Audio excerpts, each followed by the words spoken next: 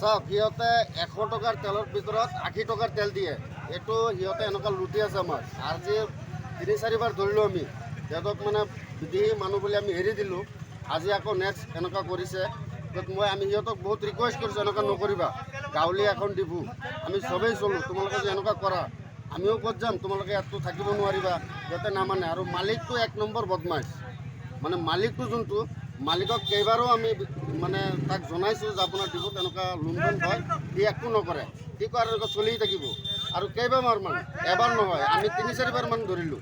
ধৰক আমাৰ এটা গাড়ীত 5,000কে তেল লাগে, 4,000কে তেল লাগে। দুটাৰ গাড়ীত তেল নিওঁতে যদি 100 টকাৰ তেলত যদি 20 টকা মাৰে, 5,000ত কিমান মাৰে? সিহঁতে এনেকুৱা লুণ্ঠন চুৰি কৰি আছে। আজি ঘটনাটো হৈছে কেনেকৈ মানে ধৰক 100 টকাৰ পেট্ৰল দিছে, 100 টকাৰ পেট্ৰলৰ ভিতৰত 80 টকাৰ পেট্ৰল ওলাইছে।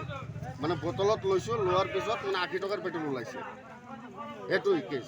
আৰু ইয়াত আৰক্ষী আহিছিলে? ইয়াত আৰক্ষী আহিছিলে। আৰক্ষী আহি কৈছে থানাত যাব লাগে। মানে বস্তুটো থানাত যাব লাগে কেলে আমিতো বুজা নাই।